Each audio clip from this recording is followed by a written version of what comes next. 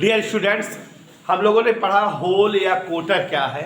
कल की क्लास में हम सभी ने एक्सप्लेन किया था कि चालकता क्या होती है, चालकता के आधार पर पदार्थ कितने प्रकार के हो सकते हैं और उन सभी प्रकार के पदार्थों का फुली डिस्क्रिप्शन मैंने आप सभी को समझाया था कि चालकता के आधार पर पदार्थ तीन प्रकार के होते हैं, जैसे कि चालक, अचालक और अर्धचालक।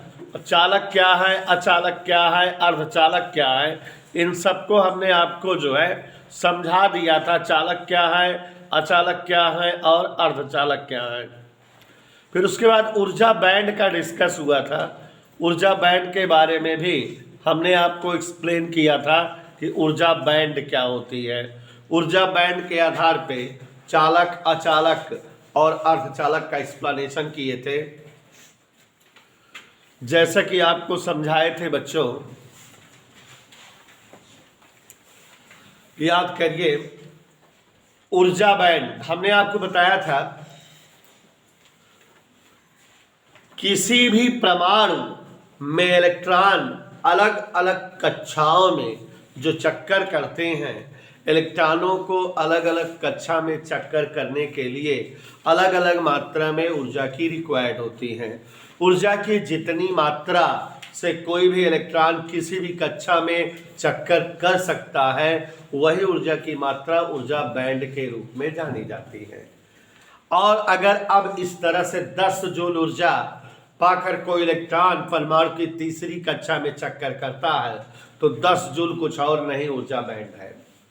तो कहने का तात्पर्य है कि ऊर्जा की वह मात्रा जो आवश्यक हो इलेक्ट्रॉनों को परमाणु कक्षाओं में चक्कर के लिए, उसे हम ऊर्जा बैंड या ऊर्जा स्तर इस प्रकार जो है नामों से जानते हैं, या इस प्रकार के नामों से हम इन्हें परिचित कराते हैं। आपको बच्चों एक्सप्लेन किए थे, अगर कल की क्लास याद हो, ऊर्जा बैंड कुल 3 प्रकार के होते हैं। फुल थ्योरेटिकल चैप्टर है और थ्योरी एक दूसरे से अटैच है। थ्योरी भी 2-2 पेज की है, 2-2 पेज, 4-4 पेज, 55 पेज की थ्योरी है। काफ़ी टॉपिक की याद थोड़ी तरह कर पाओगे, और कुल 42-43 पेज है इस लेसन में इम्पोर्टेंट। अब सोचो इतने पेज याद नहीं कर पाओगे, साथ मेरे रहो तो समझा लो। लेकिन आपको शुरू में ही बताया था कि ये चैप्टर बहुत इंपॉर्टेंट है, मिस मत करिएगा। लेकिन आप लोग घर बैठ करके जो है मैथ की क्लास नहीं तो नहीं आएंगे, फेल हो जाओगे, पास ही नहीं होगी, इस तरह की सोच रखोगे तो हम आपको एक्सप्लेन कर रहे थे बेटा कि ऊर्जा बैंड कितने प्रकार का होता है। तो धवन जी, ऊर्जा बैंड को 3 प्रकार का हम जानते हैं। सबसे पहला ऊर्जा बैंड था संयोजी ऊर्जा बैंड।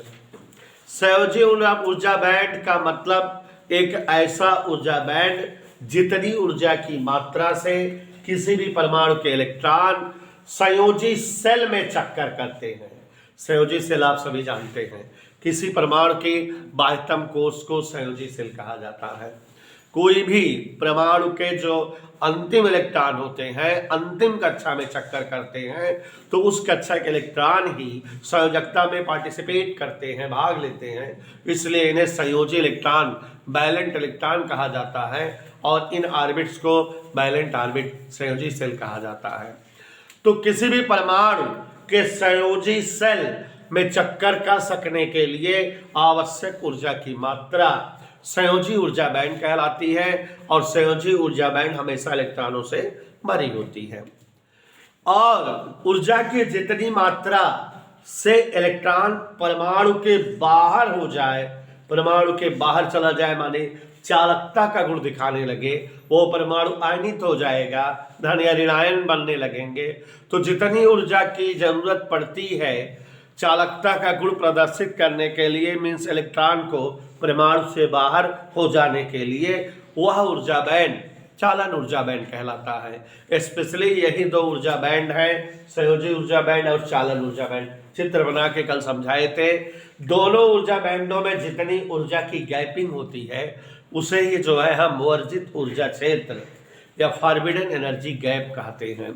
आपको समझाए थे कि अगर मान लो किसी परमाणु के इलेक्ट्रॉन के लिए संयोजी ऊर्जा बैंड 6 जूल है, तो 6 जूल ऊर्जा पा करके इलेक्ट्रॉन संयोजक सेल में रहेगा। और अगर चालन ऊर्जा बैंड 12 जूल है या 10 जूल है तो 10 जूल ऊर्जा रहने पर इलेक्ट्रॉन चालन ऊर्जा बैंड में आ जाएगा। तो 6 से संयोजी में है और 10 से चालन ऊर्जा बैंड में है। तो ऊर्जा का गैपिंग कितना? 4। तो ये जो ऊर्जा की गैपिंग 4 जूल की है, यही जो है दोनों ऊर्जा बैंडों में इलेक्ट्रॉनों को अलग कर रही है। इसी को वर्जित ऊर्जा क्षेत्र की चौड़ाई कहते हैं। अब अगर वर्जित ऊर्जा क्षेत्र की चौड़ाई 4 जूल है और कोई इलेक्ट्रॉन संयोजी ऊर्जा बैंड में है, उसको अगर वर्जित ऊर्जा क्षेत्र के बराबर ऊर्जा मिल जाए तो साथ ही 4 और मिल जाए तो उसकी ऊर्जा 10 हो जाएगी और वो संयोजी ऊर्जा बैंड से वर्जित ऊर्जा क्षेत्र को क्रॉस करके चालन ऊर्जा बैंड में चला जाएगा, चालकता का गुण दिखाने लगेगा, चालक बन जाएगा। और आपको समझाए थे कि ऊर्जा बैंड के आधार पे पदार्थों को 3 भागों में चालक, अचालक, अर्धचालक 3 भागों में बांटा गया है। अगर आए नहीं थे तो कल की वीडियो देखिए, समझ में आ जाएगा। चालक क्या है, अचालक क्या है, अर्धचालक क्या है, एक्सप्लेन किए थे। याद करिए कैसे एक्सप्लेन किए थे। ऐसे पदार्थ जिनके संयोजी, चित्र नहीं बना रहे, कल समझाए थे, जिनके संयोजी ऊर्जा बैंड की चौड़ाई और चालन ऊर्जा बैंड की चौड़ाई लगभग समान हो, वर्जित ऊर्जा क्षेत्र की चौड़ाई बहुत ही कम हो, ऐसे पदार्थ चालक पदार्थ कहलाते हैं। क्यों? क्योंकि इन पदार्थों में संयोजी ऊर्जा बैंड के इलेक्ट्रॉनों की ऊर्जा अगर थोड़ा से भी ज्यादा हो जाती है तो वर्जित ऊर्जा क्षेत्र को क्रॉस करके चालन ऊर्जा बैंड में आ जाते हैं, चालकता गुण दिखाने लगते हैं। और ऐसे पदार्थ जिनमें चालन ऊर्जा बैंड की चौड़ाई बहुत ज्यादा हो और वर्जित ऊर्जा क्षेत्र की चौड़ाई भी बहुत अधिक हो, तो उस प्रकार के पदार्थ में संयोजी ऊर्जा बैंड के इलेक्ट्रॉनों की ऊर्जा नहीं बढ़ पाती उतना जितना की जो है वर्जित ऊर्जा क्षेत्र की चौड़ाई है। तात्पर्य है कि इसमें संयोजी ऊर्जा बैंड के इलेक्ट्रॉन चालन ऊर्जा बैंड में इजीली नहीं आ पाते। ऐसे पदार्थ अचालक पदार्थ कहलाते हैं और ये चालकता का गुण नहीं प्रदर्शित करते। जिन पदार्थों में वर्जित ऊर्जा क्षेत्र की चौड़ाई चालक पदार्थों की अपेक्षा अधिक और अचालक पदार्थों की अपेक्षा कम होती है, माने जब वर्जित ऊर्जा क्षेत्र चौड़ाई अचालकों से कम होती है तो ऐसे पदार्थों में आप जान रहे हैं कि ऐसे पदार्थों में संयोजी ऊर्जा बैंड के इलेक्ट्रॉन की ऊर्जा देने पर उनकी ऊर्जा वर्जित ऊर्जा क्षेत्र की चौड़ाई से अधिक हो सकती है और वो संयोजी ऊर्जा बैंड को छोड़कर चालन ऊर्जा बैंड में आ जाएंगे, चालकता का गुण दिखाने लगेंगे। और यही वजह है कि अर्धचालक जो है सामान्य ताप पर तो विद्युत के अचालक होते हैं, लेकिन बहुत ऊर्जा देने पर मीन्स गर्म किए जाने पर वे जो है चालक बन जाते हैं, चालकता गुण दिखाने लगते हैं। अब उसके बाद बच्चों हमने यहीं पर होल या कोटर एक्सप्लेन किया था, आपको समझाया था कि ये जो संयोजी ऊर्जा बैंड में बहुत सारे इलेक्ट्रॉन हैं, अगर इनको ऊर्जा मिलती है तो कोई इलेक्ट्रॉन की ऊर्जा बढ़ी तो वो चालन ऊर्जा बैंड में आ जाता है अपनी जगह छोड़ करके, और इस प्रकार संयोजी ऊर्जा बैंड में एक इलेक्ट्रॉन का रिक्त स्थान या वैकेंट प्लेस बन जाता है, क्योंकि यहाँ का इलेक्ट्रॉन कहाँ चला गया है? चालन ऊर्जा बैंड में। ये जो इलेक्ट्रॉन का रिक्त स्थान, इलेक्ट्रॉन के बैठने की खाली जगह, इलेक्ट्रॉन की कमी वाली जगह बन गई है, इसे ही होल या कोटर कहते हैं। होल या कोटर मतलब इलेक्ट्रॉन की कमी, और इसलिए यह धनावेशित मानी गई है, तो होल या कोटर को हम धनावेश समझते हैं। और अब अगर समझो कि जो है संयोजी ऊर्जा बैंड में 15-20 इलेक्ट्रॉन है, इलेक्ट्रॉन की किसी इलेक्ट्रॉन की ऊर्जा बढ़ी, वो अपनी जगह छोड़कर जंप कर गया चालन ऊर्जा बैंड में, तो अब यहाँ एक इलेक्ट्रॉन का वैकेंट प्लेस रिक्त स्थान बन गया, एक कुर्सी खाली हो गई इलेक्ट्रॉन को बैठाने की, तो ये जगह जो है होल या कोटर हुई। अब अगर इस संयोजी ऊर्जा बैंड में किसी और जगह का कोई इलेक्ट्रॉन उठ करके इस जगह पे आके बैठ जाए तो यहाँ की जो कमी थी इलेक्ट्रॉन की समाप्त हो जाएगी, लेकिन किसी और जगह इलेक्ट्रॉन की कमी बन जाएगी जहाँ से इलेक्ट्रॉन उठकर आया है, तो होल या कोटर अब उस जगह बन जाएंगे। कोई तीसरे स्थान का इलेक्ट्रॉन उठ करके उस दूसरे गैप को भर देगा तो होल या कोटर तीसरी जगह बन जाएंगे। तो इस तरह से अर्धचालकों में संयोजी ऊर्जा बैंड में जगह जगह होल या कोटर बनते रहते हैं। होल या कोटर यहाँ बना, फिर यहाँ बना, फिर यहाँ बना, मीन्स होल या कोटर चल रहे हैं, प्रवाहित हो रहे हैं यहाँ यहाँ यहाँ। और होल या कोटर प्रवाहित हो रहे, माने आवेश धनावेश बह रहा है, और इसीलिए होल या कोटर के प्रवाह से धारा प्राप्त होती है, जैसे होल धारा या कोटर धारा कहते हैं। बाय द वे बच्चों, होल या कोटर को बहुत डिटेल में जानिए, क्योंकि होल या कोटर नॉलेज से ही हम लोग जो है अर्धचालक का डिस्क्रिप्शन करेंगे। अर्धचालक दो आधार पे समझा चुके हैं हम, चालकता के आधार पर और अर्धचालकों को हम जो है ऊर्जा बैंड के आधार पर समझा चुके कि ये अर्धचालक रियली क्या है।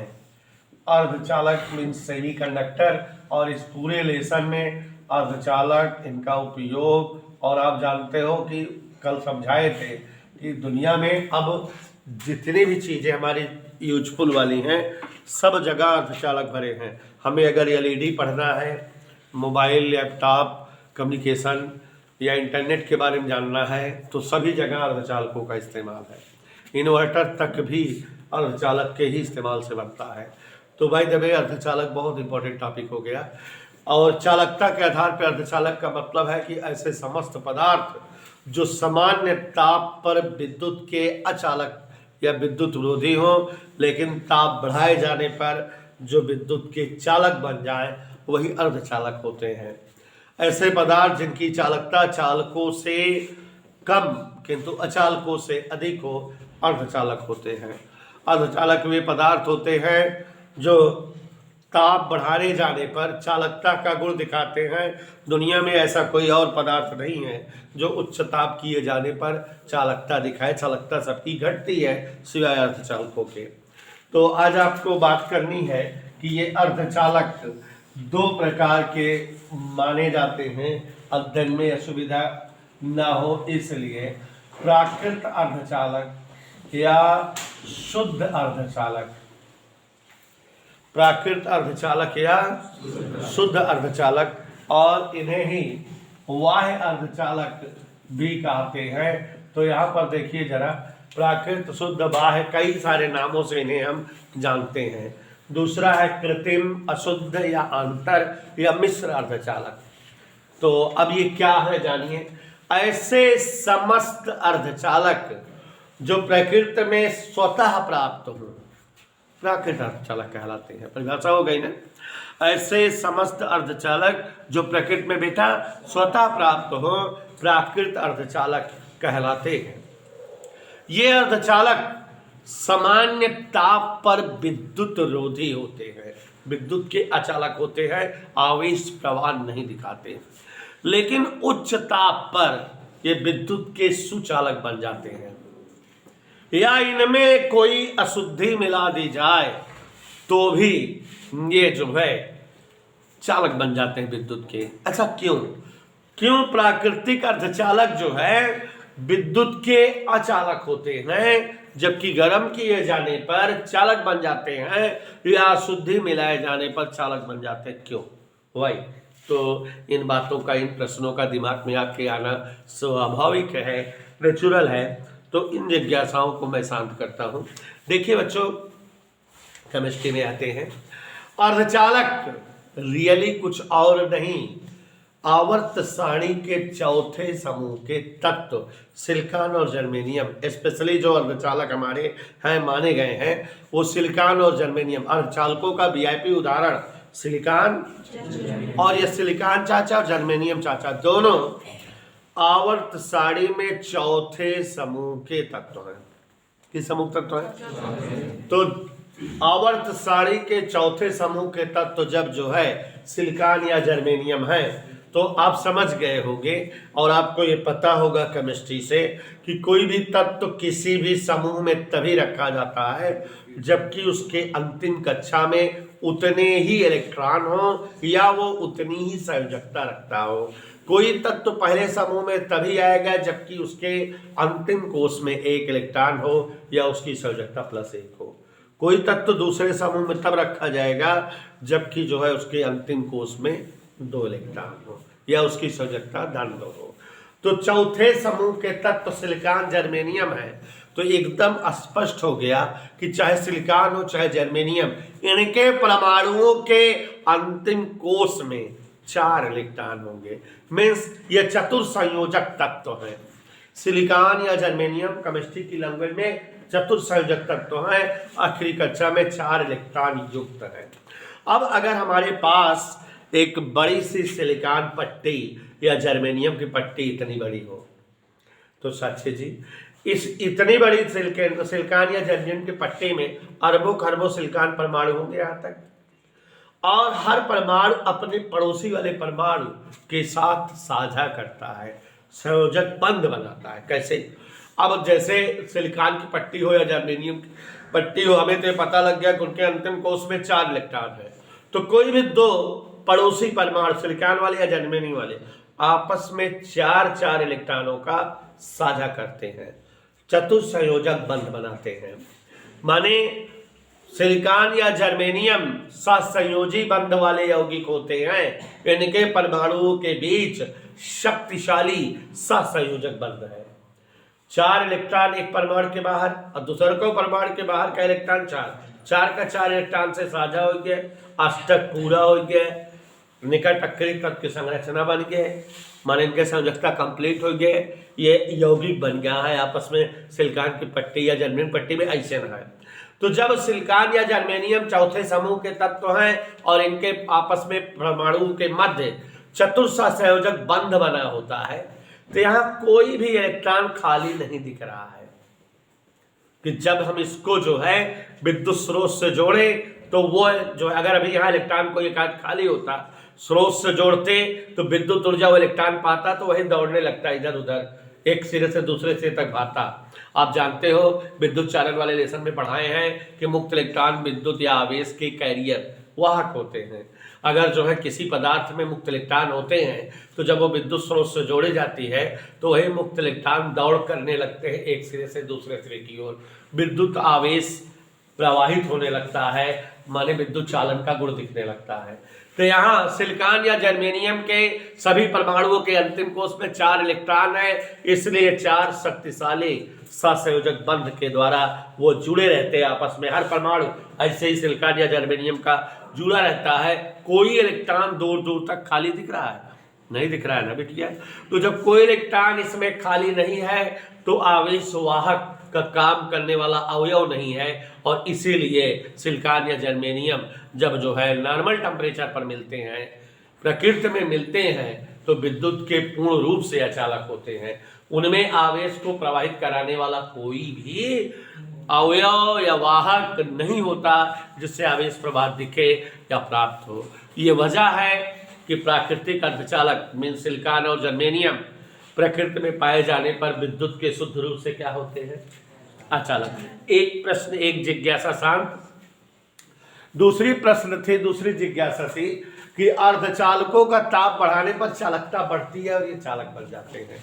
तो होता क्या होगा बच्चों कि जब जो है सिलिकॉन या जर्मेनियम के सभी परमाणु 4 शक्तिशाली बंध द्वारा जुड़े हैं, इनको हम ताप देते हैं, हीट करते हैं, तो यह संभावना साइंटिस्टों की है कि कोई एक बंध टूट जाता होगा, या कोई 2 बंध टूट जाता होगा, या कोई 3 बंध या 4 बंध टूट सकते हैं। तो जब जो है सिलिकॉन या जर्मेनियम परमाणुओं को गर्म किया जाता है, ताप बढ़ाया जाता है, तो उनके अगर एक भी बंध टूट जाए, गर्मी की वजह से सहसंयोजक बंध टूट जाए, तो यहाँ 2 मुक्त इलेक्ट्रॉन खाली मिल गए, और विद्युत ऊर्जा दिए जाने पर यही मुक्त इलेक्ट्रॉन आवेशवाहक का काम करेंगे, एक सिरे से दूसरे सिरे तक दौड़ भाग लगाएंगे, माने आवेश प्रवाहित होने लगेगा। कहने का तात्पर्य बेटा कि विद्युत के क्या बन जाएंगे? चालक बन जाएंगे। तो ये दोनों क्वेश्चनों का समाधान हुआ कि ये बहुत मजेदार लेसन है कि अर्धचालक जो प्रकृति में पाए जाते हैं, जैसे कि सिलिकॉन और जर्मेनियम, उनके परमाणुओं में 4 ही इलेक्ट्रॉन होते हैं और वो चतुर्संयोजक होते हैं। 4 इलेक्ट्रॉन आपस में पड़ोसी परमाणुओं से मिल करके शक्तिशाली सहसंयोजक बंध बनाते हैं। कोई भी इलेक्ट्रॉन वहां रिक्त नहीं रह पाता, आवेशवाहक का कार्य करे, इसलिए प्राकृतिक अर्धचालक सामान्य ताप पर विद्युत के अचालक होते हैं। किंतु ताप बढ़ाए जाने की कंडीशन में 1 या 2 या कई सहसंयोजक बंध के टूटने पर मुक्त इलेक्ट्रॉन मुक्त हो जाते हैं आवेशवाहक का कार्य करने के लिए, माने उच्च ताप पर ये विद्युत के चालक बन जाते हैं। अब दूसरे अर्धचालक जब बच्चों किसी अर्धचालक में कोई अशुद्धि किसी तत्व की मिक्स कर दी जाती है तो भी वो चालक बन जाते हैं। और ऐसे अर्धचालक जो अशुद्धि युक्त हो, अशुद्ध अर्धचालक या अंतर अर्धचालक या कृत्रिम अर्धचालक कहलाते हैं।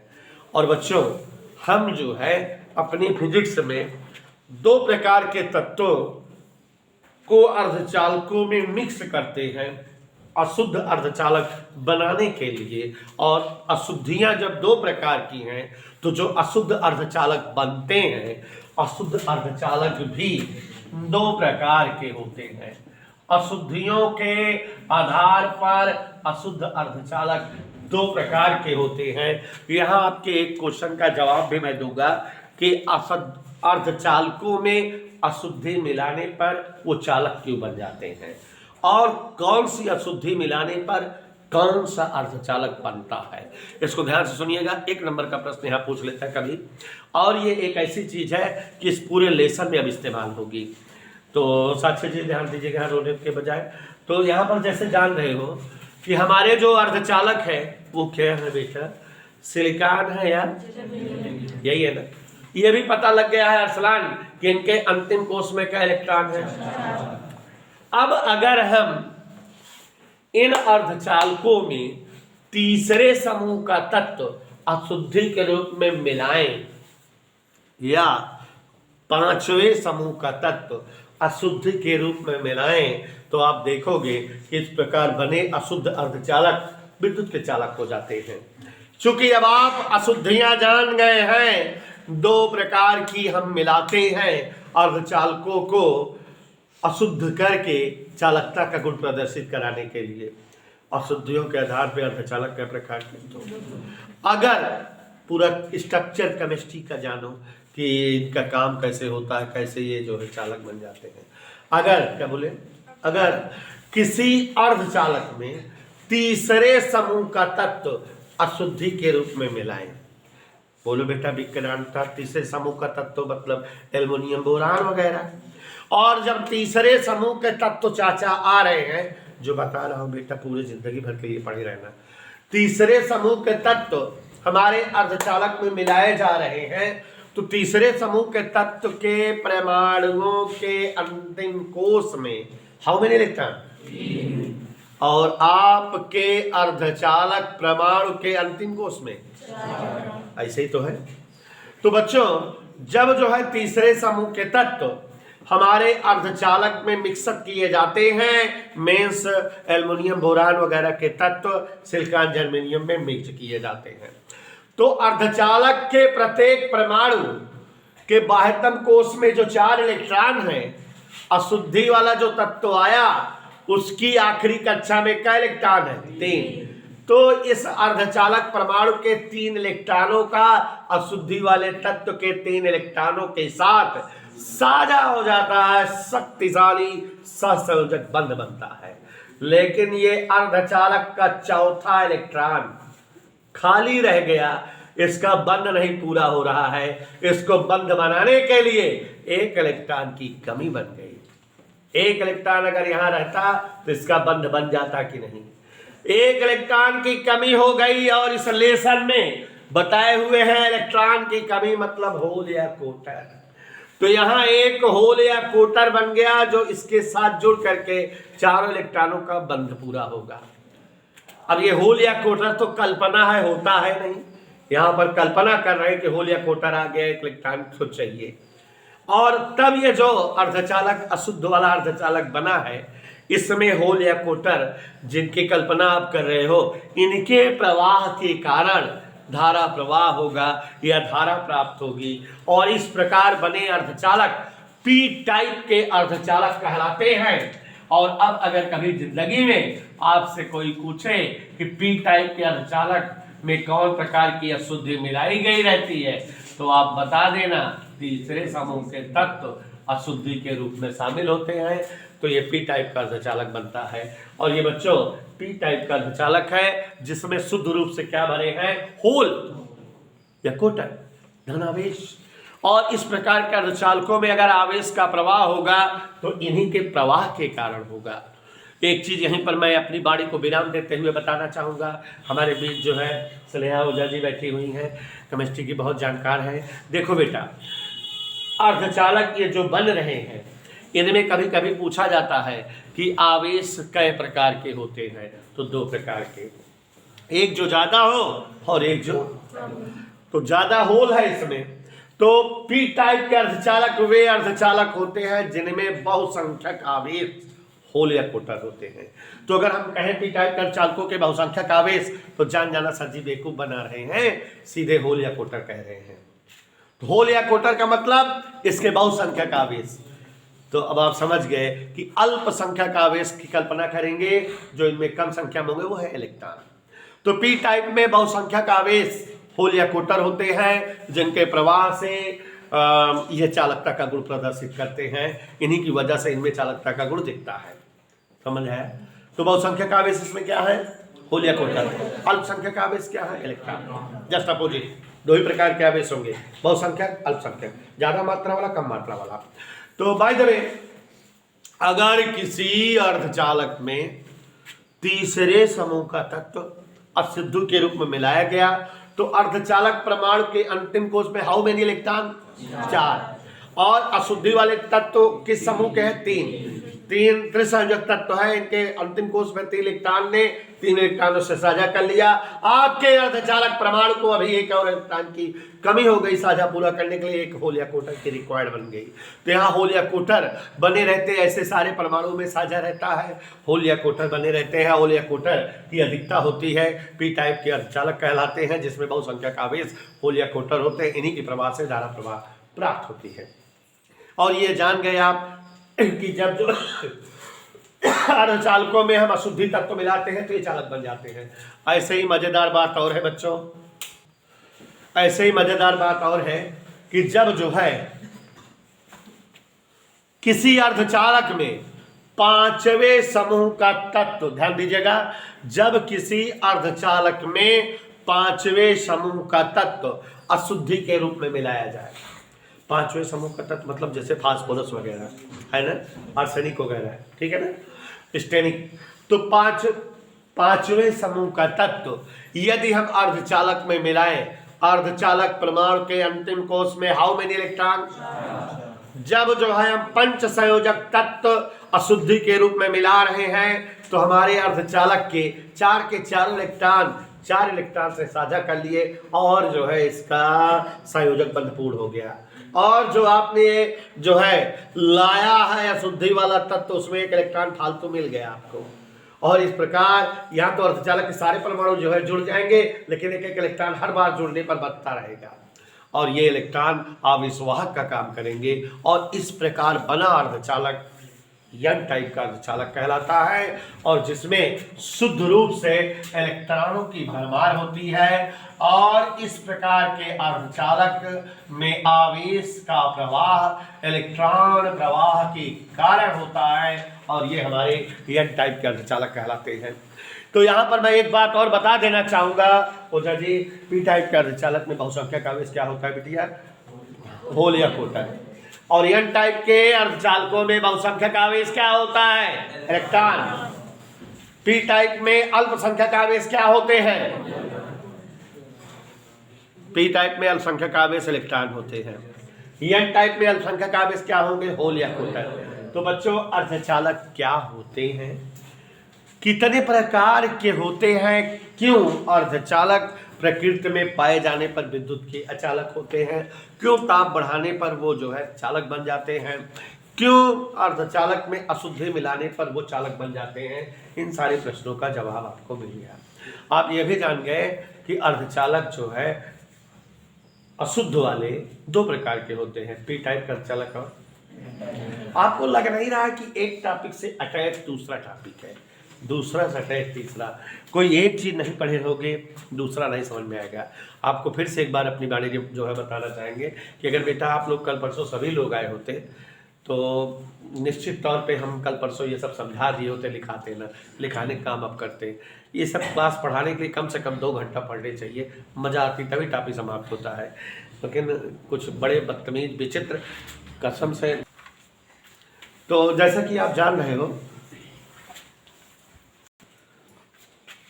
By the way P type का अर्धचालक जान गए और एन टाइप का अर्धचालक समझ गए। कौन कौन अर्धचालक समझ गए? बोलो जल्दी। पी टाइप और हाँ, पी टाइप अर्धचालक और एन टाइप अर्धचालक।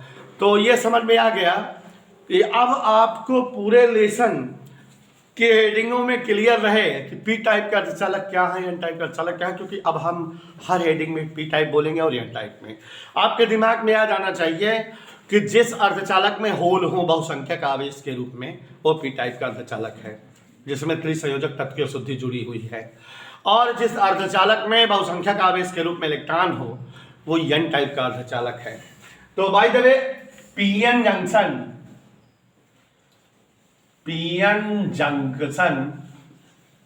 या पीएन संधि, ध्यान से देखिए बच्चों। इसके बाद जैसे पीएन जंक्शन, फिर अभिनति, अग्रअभिनति, पश्चाभिनति, सब एक एक टॉपिक जुड़े हैं। तो इसलिए प्लीज ध्यान सुनिए। अब देखो टाइम हो गया, हम क्या पढ़ाएं, तो ये सब चीजें कम से कम 2 घंटा पढ़ानी चाहिए। दो टॉपिक क्या पढ़ा पाए, तो ध्यान दीजिएगा। पीएन जंक्शन, यदि पी टाइप और एन टाइप के अर्धचालकों को इस प्रकार संयोजित किया जाए कि पी टाइप या पी क्षेत्र के होल, माइंड में है मेरे में होल आना है, एन क्षेत्र की ओर इजिली आ सके, आसानी से आ सके, और एन टाइप या एन क्षेत्र के इलेक्ट्रॉन इजिली पी क्षेत्र या पी टाइप की ओर आ सके, मींस होल और इलेक्ट्रॉनों का आवागमन एक दूसरे में हो सके। तो ऐसी संधि को, पी टाइप और एन टाइप के अर्धचालकों की ऐसी संधि को पीएन संधि कहा जाता है। और बच्चों समय नहीं है, कल की क्लास में पढ़ाएंगे कि अगर पी टाइप और एन टाइप के अर्धचालकों को हम जोड़ दे, संयोजित कर दे, बहुत मजेदार चीजें हैं कि पी क्षेत्र के होल एन क्षेत्र की ओर आ सके और एन क्षेत्र के इलेक्ट्रॉन पी क्षेत्र की ओर आ सके, तो इस संयोजन को पीएन संधि कहा जाता है। और जहां दोनों संधि तल होता है, जुड़ाव तल होता है, तो पी क्षेत्र में होल इकट्ठा रहते हैं, एन क्षेत्र में इलेक्ट्रॉन इकट्ठा रहते हैं। होल इलेक्ट्रॉन पास पास है, दोनों एक दूसरे के कारण उपस्थित के कारण विभव बनाए हैं। इस स्थल का विभव चित्र बना समझाऊंगा, विभव प्राचीर कहलाता है। और ये स्थल जहां दोनों का जुड़ाव होता है, अवक्षय परत कहलाती है। और अगर किसी पीएन संधि को बैटरी से जोड़ दिया जाए, पीएन जंक्शन या पीएन संधि को बैटरी से जोड़ दिया जाए, तो उसे अंग्रेजी में बायस और हिंदी में अभिनति कहा जाता है। और अभिनति 2 प्रकार की कल चित्र में समझेंगे बनेगी। एक बनेगी अग्र अभिनति फॉरवर्ड बायस, और एक बनेगी पश्च अभिनति रिवर्स बायस। अगर किसी पीएन जंक्शन, ध्यान सुनिएगा, में पी टाइप के अर्धचालक को बैटरी के धन ध्रुव से और एन टाइप के अर्धचालक को बैटरी के ऋण ध्रुव से जोड़ दें, तो ये पीएन संधि अग्र अभिनति कहलाती है। और अगर किसी पीएन संधि को बैटरी से इस प्रकार जोड़ें कि पी क्षेत्र बैटरी के ऋण ध्रुव से और एन क्षेत्र बैटरी के धन ध्रुव से जुड़े, तो इसे पीएन संधि पश्च अभिनति कहते हैं। और आपको कल के क्लास में एक्सप्लेन करेंगे पीएन संधि अग्र अभिनति पर वर्किंग कैसे होती है और जो है पश्च अभिनति पर वर्किंग कैसे होती है। पीएन संधि का हमारी लाइफ में उपयोग है रेक्टिफायर बनाने में। हम लोग जो है इन्वर्टर माने एसी को डीसी में बदलने में सिखाएंगे। 2 रेक्टिफायर हैं, बड़ा मजेदार है। अगर पीएन संधि की क्रियाविधि आप समझ लोगे कल की क्लास में, तो रेक्टिफायर की क्रियाविधि आप समझ जाओगे, फोटो डायोड पढ़ाएंगे उसमें समझ जाओगे, सोलर सेल समझ जाओगे, एलईडी समझ जाओगे, ट्रांजिस्टर समझ जाओगे। और बच्चों ये लेसन 15-20 नंबर के महत्वपूर्ण है, थ्योरेटिकल है, एक एक हेडिंग चट पट पढ़ना क्या है। और अगर याद कर गया तो कितना याद कर गया, लेकिन मेरा दावा है क्लास लिए रहो, पूरा मस्त समझ